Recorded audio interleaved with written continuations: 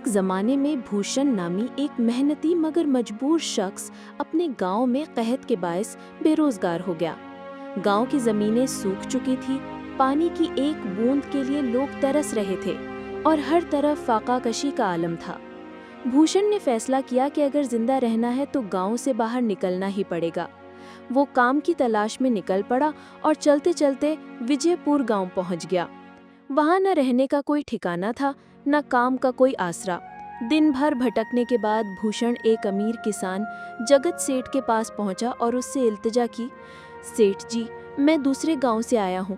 कहत की वजह से हमारे गांव में जीना मुश्किल हो गया है। अगर आपके पास कोई काम हो तो दे दीजिए, मैं मेहनत से करूंगा। जगत सेठ ने भूषण को देखा और कहा, मेरे पास 50 गायें और 50 भैंसें हैं। इनका गोबर निकालना, चारा डालना और पानी पिलाना होगा। महीने के आखिर में 200 रुपए दूंगा और 2 वक्त का खाना भी दूंगा, मगर यह काम आसान नहीं। भूषण ने आजिज़ी से कहा, सेठ जी, मैं कोई भी काम करने को तैयार हूँ। जगत सेठ ने कुछ सोचकर कहा, ठीक है, तुम काम शुरू करो। भूषण ने एक दरख्वास्त और की, अगर इजाजत हो तो मैं गायों के गौशाला में ही रह जाऊं, मेरे पास रहने की जगह नहीं। सेठ जी ने इजाजत दे दी। भूषण ने अगले ही दिन से काम शुरू कर दिया। वो सुबह सवेरे उठकर जानवरों का गोबर साफ करता, चारा डालता और वक्त पर पानी देता। भूषण ईमानदारी और लगन से काम करता रहा, यहाँ तक कि जगत सेठ भी उसकी मेहनत से खुश होने लगा। एक दिन जगत सेठ ने भूषण को बुलाया और कहा, तुमने जानवरों का बहुत अच्छा ख्याल रखा है, दूध की मात्रा भी बढ़ गई है। आज से तुम्हारी तनख्वाह 400 रुपए होगी। भूषण ने शुक्रिया अदा किया। वक्त गुजरता गया और भूषण की मेहनत के नतीजे में उसके पास कुछ पैसे जमा हो गए। उसने एक छोटा सा कटिया बनवा लिया ताकि गोबर की बू से छुटकारा पा सके और रात आराम से सो सके। अब वो गौशाला में काम करके शाम को अपने कच्चे मकान में चला जाता।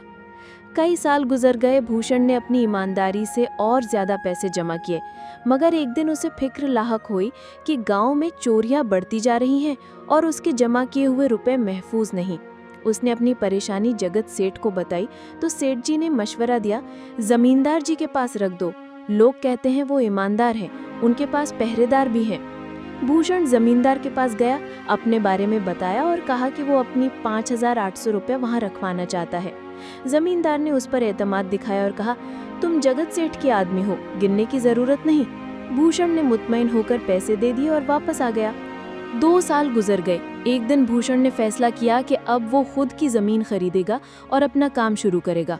उसने जमींदार के पास जाकर अपने पैसे वापस मांगे, मगर जमींदार ने पहचानने से इनकार कर दिया। वो कहने लगा, मेरे पास तो बहुत से लोग आते हैं, तुम कौन हो, कोई कागज है तुम्हारे पास? भूषण ने मिन्नतें की, मगर जमींदार न माना, बल्कि अपने आदमियों से भूषण की पिटाई करवा दी।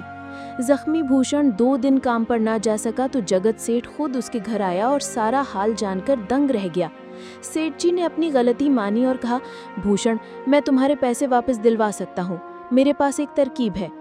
उन्होंने भूषण को मंसूबा समझाया। अगले दिन जगत सेठ ने एक सूटकेस में 50,000 रुपए रखे और जमींदार के पास गया।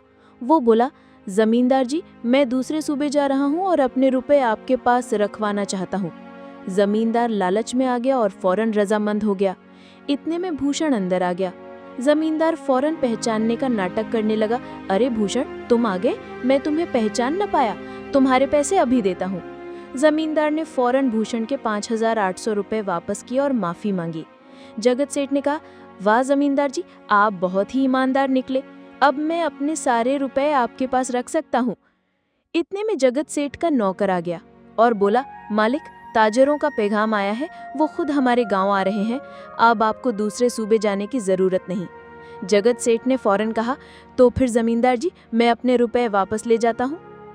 जमींदार के हाथों से 50,000 तो गए ही, जो 5,800 उसने हड़पे थे वो भी गए। वो दांत पीसता रह गया। भूषण ने जगत सेठ का दिल से शुक्रिया अदा किया। सेठ जी ने कहा, जो शख्स ईमानदारी से कमाता है उसकी मदद खुद ऊपर वाला करता है, और जो धोखा देकर कमाता है उसका अंजाम बुरा ही होता है।